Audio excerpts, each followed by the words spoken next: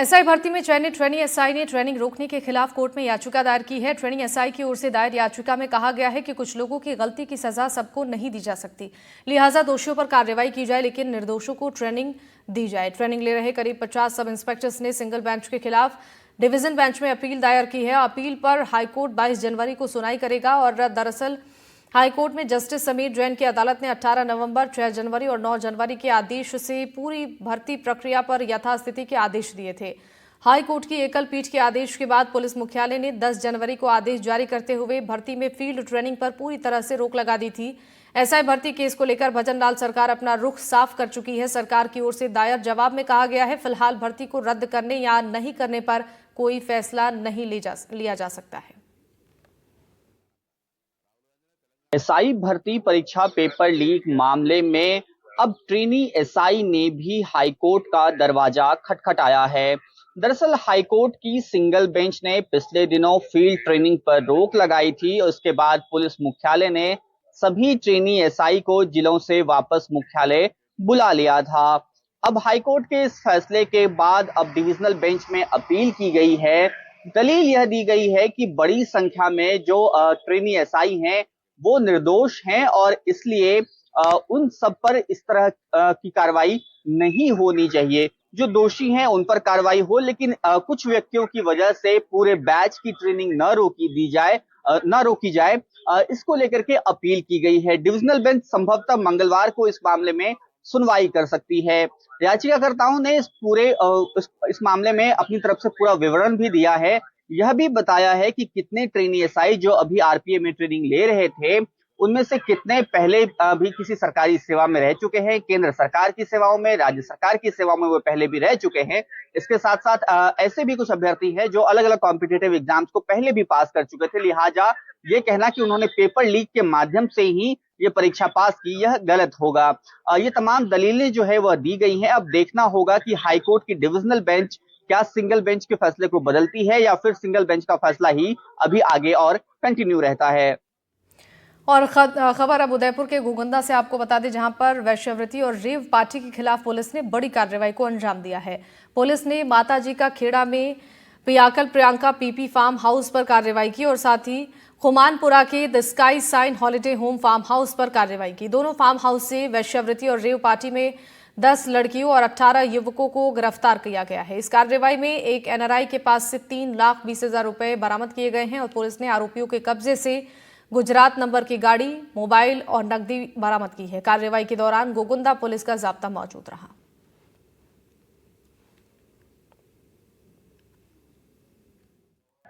हमने rave party के दौरान वहाँ से 5 वेश्यावृत्ति तुलाई हुई लड़कियाँ और 10 लोगों को 8 लोगों को, इसमें से एक आयोजक भी है, को गिरफ्तार किया है। मौके से गांजा, शराब, भारी मात्रा में कंडोम ऐसा बरामद हुआ है।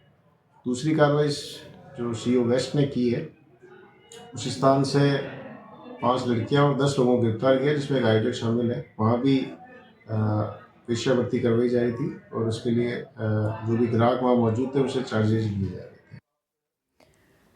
सीकर शहर के नजदीकी नानी भीड़ के पास नवजात का शव मिलने से इलाके में सनसनी फैल गई। किसी ने गड्ढा खोदकर नवजात का शव गाड़ा था, जिसको जमीन से कुत्तों ने बाहर निकाल लिया और कुत्तों ने नवजात के शव हाथ, पैर और सिर नोच डाले, जिसके बाद आसपास के लोगों ने इसकी सूचना पुलिस को दी। सूचना देने के करीब 3 घंटे तक पुलिस नहीं पहुंची, जिसको लेकर स्थानीय लोगों में आक्रोश देखने को मिला। ग्वारिया बस्ती के पास भीड़ है, उसमें ये बॉडी मिली है। सुबह सुबह क्या हुआ कि बच्चे लोग यहाँ पे लेट बाथरूम कर रहे थे, तो उन्होंने अपने परिजनों को बताया। परिजनों ने मेरे को सूचना दी, तो मैंने के सदर को भी सूचना दे दी और कोतवाली को भी दे दी। सदर तो आके गई, कोतवाली आने वाली है। ये बच्चा क्या कि 2-3 या 3 दिन से बता रहे हैं कि 3 दिन से इसके पाँव दिखाई दे रहे हैं और आज कुत्तों ने इसको बाहर निकाल दिया। तो अभी कोतवाली आ रही है, कोतवाली आने के बाद जो भी वो बोलेंगे डिसीजन लेंगे, उसी डिसीजन के बाद काम करेंगे इसका। नागौर के मुंडवा में दर्दनाक सड़क हादसा सामने आया है, जिसमें 2 लोगों की मौत हो गई है। जानकारी के मुताबिक मुंडवा बड़ माता के पास नागौर से कुचेरा सब्जी ले जाते समय पिकअप और ट्रक में भीषण टक्कर हो गई, जिससे मौके पर 2 लोगों की मौत हो गई। हादसे में 4 अन्य लोग घायल हुए, जिनको इलाज के लिए अस्पताल में भर्ती करवाया गया।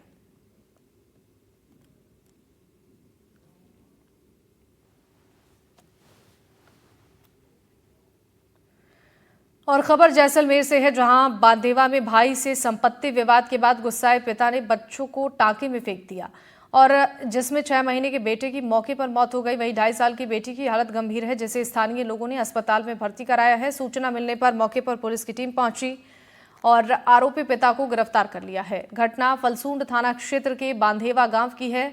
मामले को लेकर पुलिस का कहना है कि आरोपी और उसके भाई के बीच संपत्ति को लेकर बहस हो गई और झगड़ा इतना बढ़ गया कि गुस्से में आरोपी ने अपने ही बच्चों को पानी के टांके में फेंक दिया। आरोपी की बेटी की हालत फिलहाल गंभीर बनी है और उसका इलाज जारी है। वहीं मृतक का पोस्टमार्टम करवाया जा रहा है।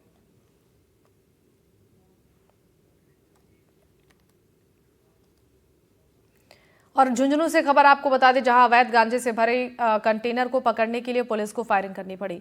पुलिस ने करीब 20 लाख रुपए कीमत की 200 किलो अवैध गांजे को बरामद किया है। वहीं पुलिस ने 200 किलो गांजे के साथ वांटेड तस्कर को गिरफ्तार कर लिया है। जानकारी के मुताबिक एंटी गैंगस्टर टास्क फोर्स चुड़ावा की टीम को मुखबिर के जरिए सूचना मिली थी कि सीकर की ओर से एक कंटेनर अवैध रूप से गांजा लेकर जा रहा है और एजीटीएफ की टीम ने ओजटू बाईपास पर नाकेबंदी की। उसी दौरान पुलिस को एक कंटेनर आता दिखाई दिया। पुलिस ने उसे रुकवाने का इशारा किया, लेकिन कंटेनर चालक नाकेबंदी को तोड़ते हुए फिल्म स्टाइल में उसे भगा ले गया।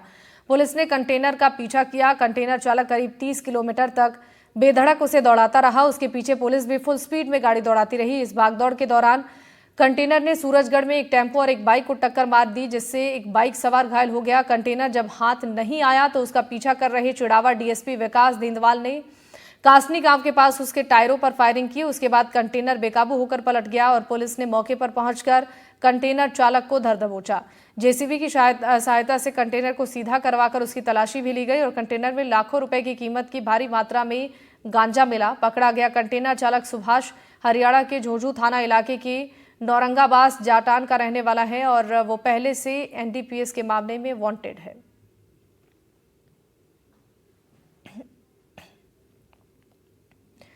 खबर डीडवाना के लाडनू उपखंड से है, जहां एक के बाद एक चोरी की कई घटनाएं सामने आई। चोरों ने दिनदहाड़े एक मकान पर धावा बोल दिया। चोरों ने 8 लाख रुपए की नकदी सहित 13 लाख रुपए के गहने चुराकर फरार हो गए। इस घटना का सीसीटीवी फुटेज सामने आया है, जिसमें बाइक पर सवार होकर आए 2 बदमाश वारदात को अंजाम देते नजर आ रहे हैं। घटना के समय घर पर कोई नहीं था। चोर मुख्य गेट पर लगे ताले को तोड़कर अंदर घुसे और चोरी की वारदात को अंजाम देकर आसानी से फरार हो गए। बक्सू सिलावट ने लाडनू पुलिस थाने में मामला दर्ज कर छानबीन शुरू कर दी है और बक्सू खान के मुताबिक घटना के दिन वो शहर में नहीं था और पत्नी बाजार गई थी। दोपहर करीब 12:30 बजे घर पहुंचा तो घर का ताला टूटा मिला। कमरों का सारा सामान बिखरा मिला। पीड़ित के मुताबिक अज्ञात चोर घर से 165 ग्राम सोना और 500 ग्राम चांदी की जेवर समेत 8,40,000 रुपए चुराकर फरार हो गए। इस घटना का सीसीटीवी फुटेज भी सामने आया है, जिसमें नजर आ रहा है कि 2 चोर बाइक पर सवार होकर बक्सू खान के घर पहुंचे। इनमें से एक चालक ने हेलमेट लगा रखा है, जबकि दूसरा युवक पीछे बैठा है। दूसरे युवक ने बाइक से उतरकर अंदर प्रवेश किया और चोरी की वारदात को अंजाम दिया। इस दौरान पड़ोसियों ने घर में सामान चुराकर भागते हुए इस चोर को देखा भी था, लेकिन वो छत से कूदकर भाग गया। इस वारदात के बाद पुलिस पर गंभीर सवाल खड़े हो रहे हैं, क्योंकि दिन दहाड़े चोरों ने 21 लाख रुपए की चोरी की वारदात को अंजाम दिया है। इस बीच एक बड़ी खबर जयपुर से आपको बता दें, MNIT कॉलेज की प्रथम वर्ष की छात्रा ने कल रात को सुसाइड कर लिया है। छात्रा के शव को जयपुरिया अस्पताल में रखवाया गया है और छात्रा के कमरे से सुसाइड नोट और मोबाइल बरामद हुआ है। पुलिस मामले की जांच कर रही है। परिजनों को इस घटना के बाद सूचना दी गई है। मृतक छात्रा पाली के देसूरी की रहने वाली थी और पुलिस अब आत्महत्या के कारणों की जांच पड़ताल में जुटी हुई है। MNIT कॉलेज की छात्रा ने सुसाइड किया है। जयपुर से खबर, जहां मालवीय नगर में एक छात्रा ने MNIT कॉलेज की छत से कूदकर आत्महत्या कर ली और आत्महत्या के बाद दिव्या के कपड़ों से एक सुसाइड नोट मिला है। जानकारी के मुताबिक मृतक छात्रा ने अपने किसी सुसाइड नोट में जिम्मेदार किसी को नहीं ठहराया। अपनी बड़ी बहन से माफी मांगी, माता पिता को संभालने का जिक्र किया। आपको बता दें कि दिव्या पाली जिले की रहने वाली थी और इसी साल दिव्या ने कॉलेज में एडमिशन लिया था। मामले को लेकर थाना अधिकारी ने बताया कि रविवार रात करीब 9:15 बजे दिव्या ने अपने परिवार से फोन पर बातचीत की और उसके बाद हॉस्टल की 6वीं मंजिल से कूदकर आत्महत्या कर ली। दिव्या राज स्टूडेंट है, करीब 19 साल की एज है उसकी और आर्किटेक्चर की वो स्टूडेंट है। यहाँ विनोदनी हॉस्टल में वो विनोदनी हॉस्टल में कमरा नंबर 460 में 66 में वो साथ रहती थी। रात का इंसिडेंट है, सूचना मिली थी कोई बच्ची ऊंचाई से गिर गई है और MNIT प्रशासन उसको तुरंत इलाज के लिए जयपुरिया हॉस्पिटल लेके गया। हम लोग भी जयपुरिया हॉस्पिटल पहुँचे। डेथ हो चुकी थी उसकी और बॉडी उसकी पोस्टमार्टम के लिए मुर्दा घर में रखवा दी गई है। उस बच्ची के पास में उसका जो पैंटी पहना हुआ था वहाँ उसका सुसाइड नोट भी मिला है। तो सुसाइड नोट हमने सीज़ कर लिया है। सुसाइड नोट पर उसने किसी के ऊपर आरोप नहीं लगाया। ऐसा कुछ नहीं है, अपने लेवल पे ही किया उसने, किसी को इंडिकेट नहीं किया, किसी के लिए दोषारोपण नहीं किया उसने। सर उसमें उसको बहन को बहन को टारगेट नहीं किया। बहन को उसने सिर्फ इतना ही लिखा है, वो मुझे माफ़ करना, और माँ बाप के लिए लिखा है, ध्यान रखें। हमसे बात हुई है लेकिन उसमें सुसाइड। जयपुर के MNIT कॉलेज की प्रथम वर्ष की छात्रा ने सुसाइड कर लिया।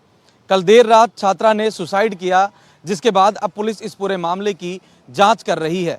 छात्रा के कमरे से सुसाइड नोट और मोबाइल बरामद हुआ है, जिसकी तफ्तीश पुलिस कर रही है। फिलहाल छात्रा का शव जयपुरिया अस्पताल में पोस्टमार्टम के लिए रखवाया गया है। परिजन भी जयपुर पहुंच चुके हैं और पुलिस अब इस पूरे मामले की हर एंगल से जांच कर रही है। मुबारिक खान, NDTV, जयपुर। इसी के साथ इस बुलेटिन में बस इतना ही। नमस्कार।